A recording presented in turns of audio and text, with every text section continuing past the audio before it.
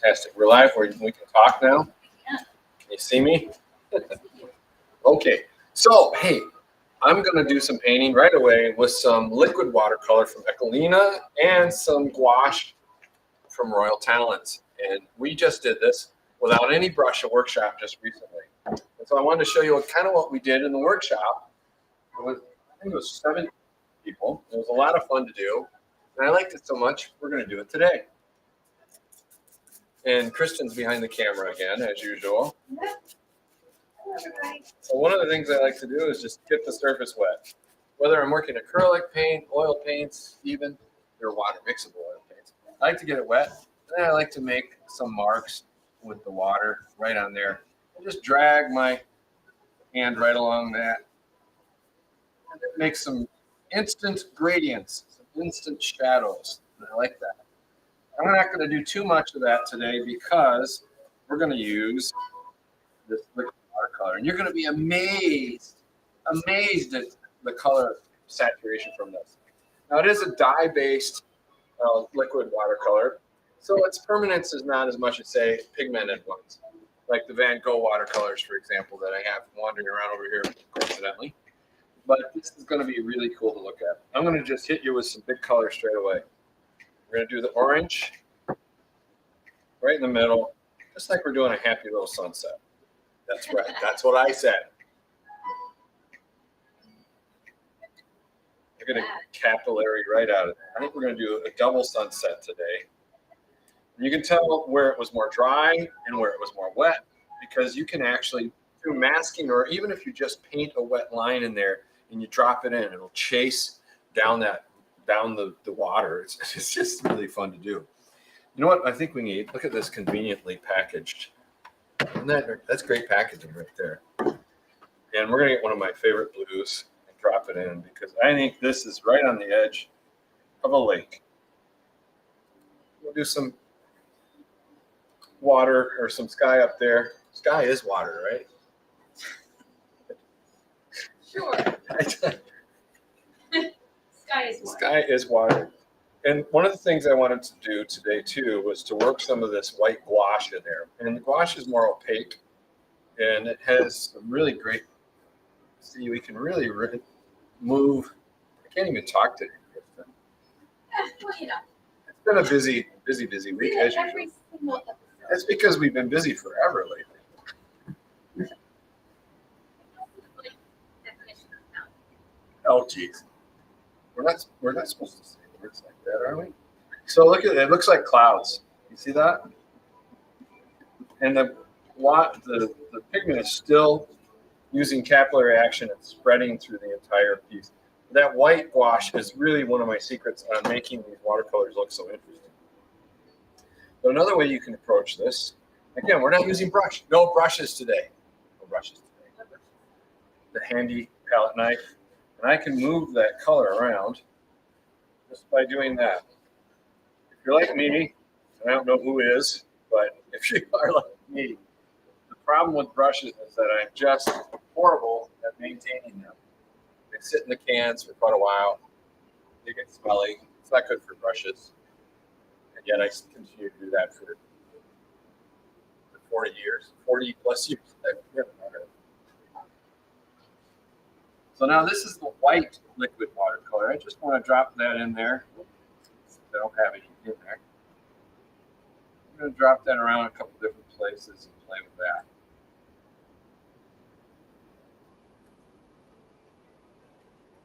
Pretty nifty. If I wanted that to spread a little more, I just hit it with my spray bottle, boom, and it creates this really cool halo around it. I think today, you know what else we need today? Where's the gold? I had gold here a minute ago. Oh, gold is missing. Oh, I was so excited. I was going to show you gold. And somewhere it's vanished. Somebody stole the gold. All right, we won't do the gold today. We'll figure something else out. I think we'll do a moon up here in this. There we go. Got a little black we've thrown in there. I'm going to throw some of the white again, wherever I put that. It's so weird. I just add the gold in my pool. No. The day planner all over again. Yeah. Anybody know that from Parks and Rec? The day planner.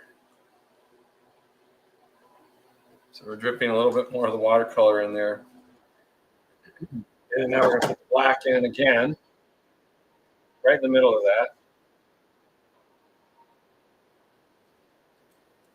And again, I'm going to hit it with some water. Make that spread. There we go. Let's get some green in there. These watercolors are so vibrant. They're just a lot of fun to work with. Welcome, everybody just joining us today.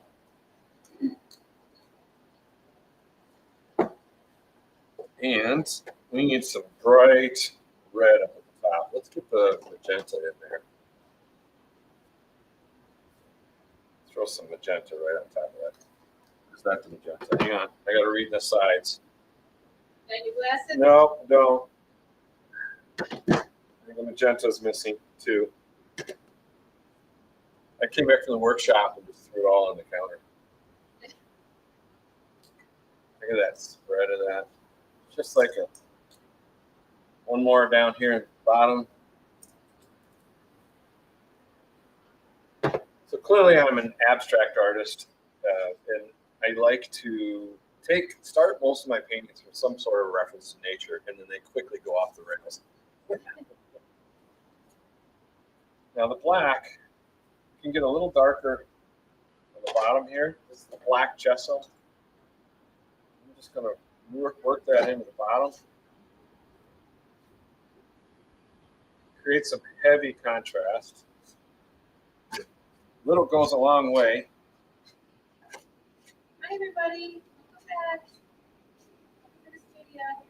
You want an over the shoulder view? You can see it on our YouTube channel right now. Look at that. We make some plants, some sort or another. Just real quick gestures. No brush today is allowed. No brushes. That's what I did in the workshop, and everybody had a great fun. Nobody ran out of the room screaming. That's good.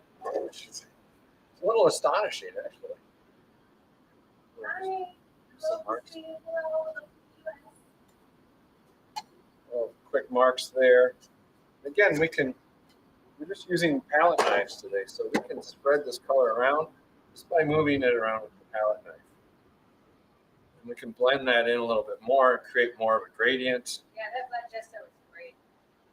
Hi, welcome from California. California. I bet it's warmer there than here.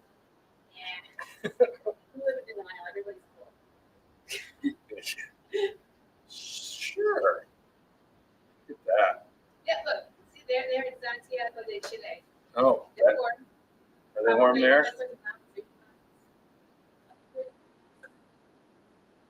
Making some quick gesture marks again.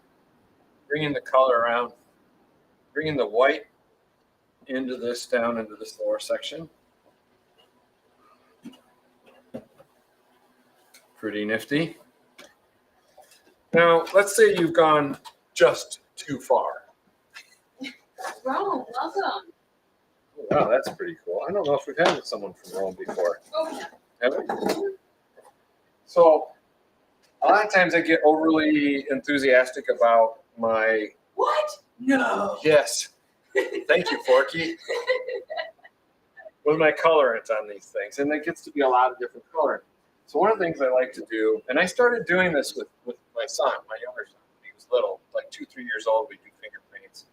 And he would just layer the stuff on like crazy. So I started taking the cheap watercolor paper and doing monoprints off of them and then playing with it myself after the fact. He didn't care. He's more interested in the process. I really fell in love with this technique. Now, this is actually pretty nice. I could let this just go right now and be happy with it, but I'm showing you things to do. Well, and frankly, the name can't No, that's why we use the hashtag Create Without Fear. You have a prayer for that today? No, but I have my handy hands. Oh, Handy hands. no school lost. No for it. No brush, no brayer today. Just pushing that on there. And I will say that I do notice a big difference on the watercolor paper. I use 100% cotton rag watercolor paper. I also like the smooth, the hot press.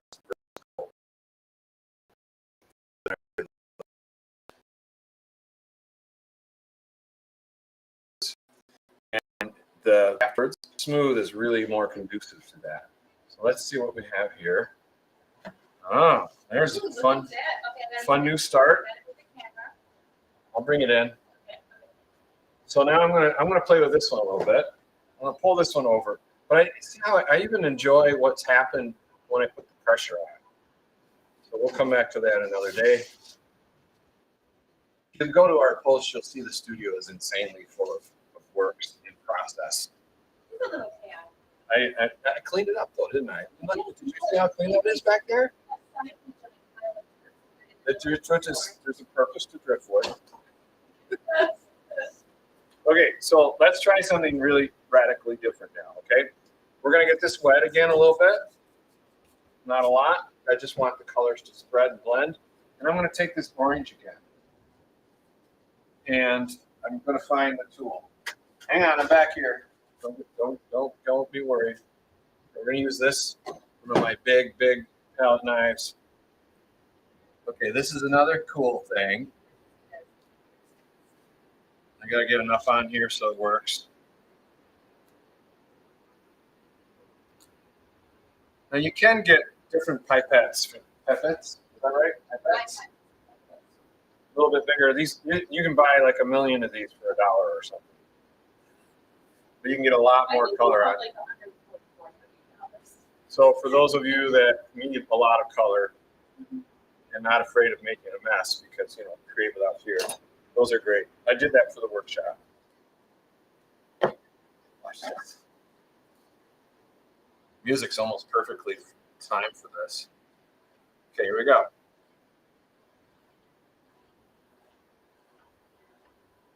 No brush. Just gorgeous color today. Look at that. One more pull over here. I'm going to do it again. Check that out. And that's where that 100% cotton watercolor paper is so important because it absorbs very nicely. That's great. You take that there. I did a little bit to fix that problem. Get some over here. Touch that up. That's just fun. I mean, there's no way around it. That's just fun. So any of the colors will work with that. I particularly love working with the orange. The orange is it's just beautiful. That's all there is to it. It's just gorgeous. I did another one like that over here during the demonstration. It's another piece that I did. You can see it over here on YouTube. Over here too. Yeah, Instagram's over there. So this is really cool. Now you can go back in with your soft pastels or pencils. I got some out pencils over here. I even have some white. So you can make some gesture marks with the white. And you can actually start to work this surface right away. And what's nice with the soft pastels is that when it's wet, you don't get that chalky problem. You know, it's not going to be really chalky. I can mess that around a little bit, create the appearance of some sort of bush or tree, create some nice gestures. Because if you look at nature, there's dark lines everywhere through things, shadows, right? Now we're just going to make a few quick little gestures to create some more directional quality as well. Oh my gosh, I'm so excited. This is so much fun. You got to try this out. Get some watercolor, Ecolina watercolors. Try them out. Make sure you put down a nice tablecloth. So it doesn't get all over the place. Oh, yeah. Let's see what other color I have. There's some orange here. We'll put some orange in.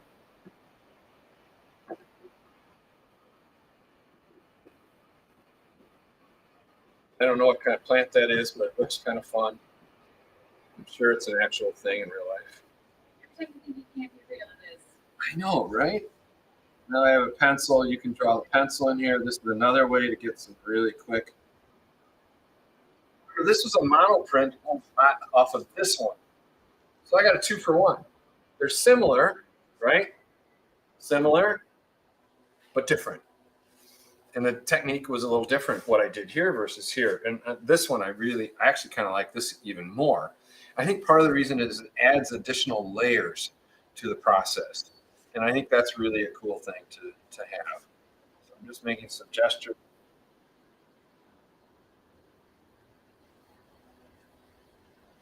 Right? Did I go too fast? Are we already way ahead of time? Bring this instrument over to see the second side of the YouTube feed. You want to see both this and this at the same time. YouTube. Yep. We like the YouTube for giving those dual view. We can't get that in the other platforms. It's more fun for you guys to see from this angle, my orientation basically. I don't know what more I would do with this, to be honest. I think when watercolor, you always run the risk of overworking your surface. Then it becomes a muddy mess.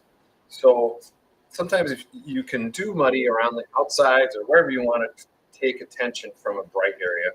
But this one I like a lot. So I'm going to leave this one alone. Maybe I'll swap it for this one. I don't know if I'll do anything more with this here. I like that one too much to mess with right now. This one, on the other hand, I could do something more. I think we should do this one first. Oh, I don't know. Messy. I don't know. We could go wackadoo. You heard me, wackadoo. And we're going to throw, in this case, some very generic fluorescent orange watercolor, or fluorescent orange acrylic paint. That's right.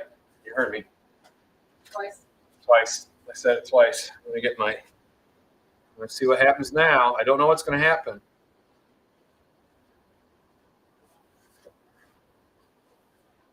Oh, so as the piece dries, the drier parts are going to pick up that really cool fluorescent colors.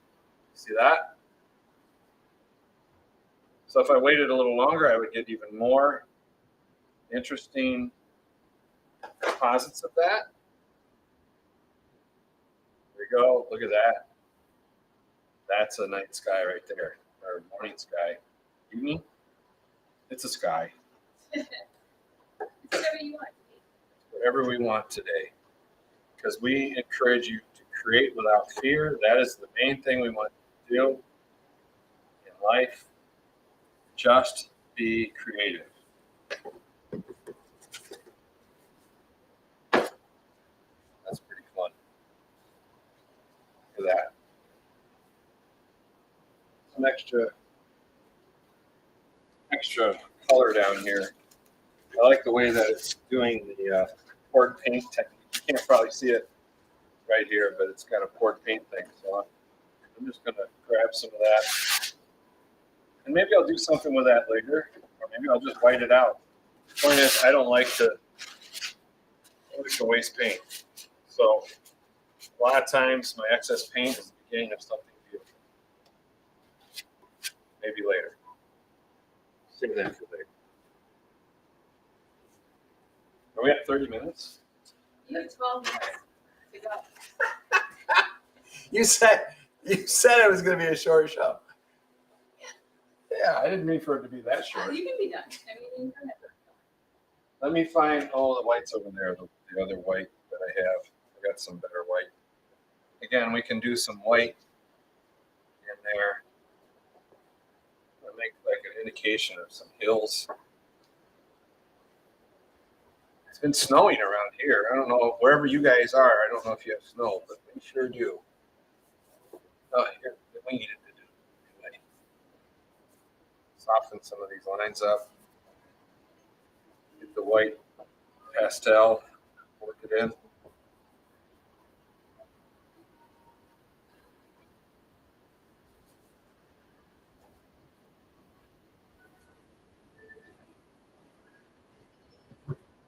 There's always buildings referenced in my nature ones.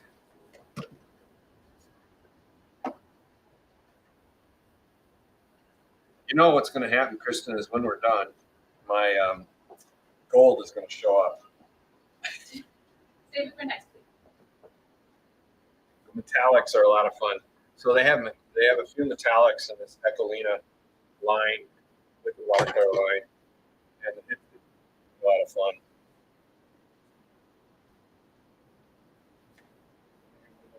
This, I feel like we need to do something more here. I don't like that, so let's blend that in a little bit more. There we go.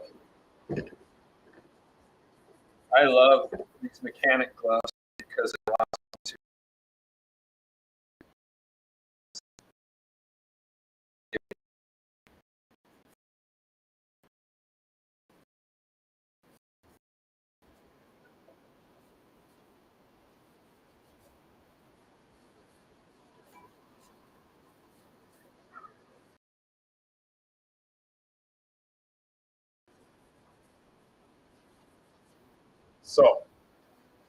So today, just to review, I saturated this with a little spray water. I threw some of the colors on really fast and it created a really great background. I used some soft pastels to make some scribe marks. I then used my big palette knife, wherever that went, over here. I used my palette knives.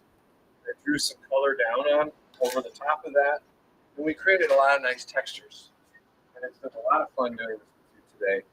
Stay tuned, there's a lot more to come. We're going to be working with some more oil soon. And of course the acrylics and some more pottery coming up. Yeah. More pottery right over there. There's a whole bunch of pots. Pretty freaking. That's right. That's what I do. Thank you all for coming and seeing me today, and Kristen with her brilliant technology in the background. Really appreciate you visiting us. We'll see you next time. David Austin, davidaustingallery.com, and my lovely wife, Kristen. See you next time. Bye-bye.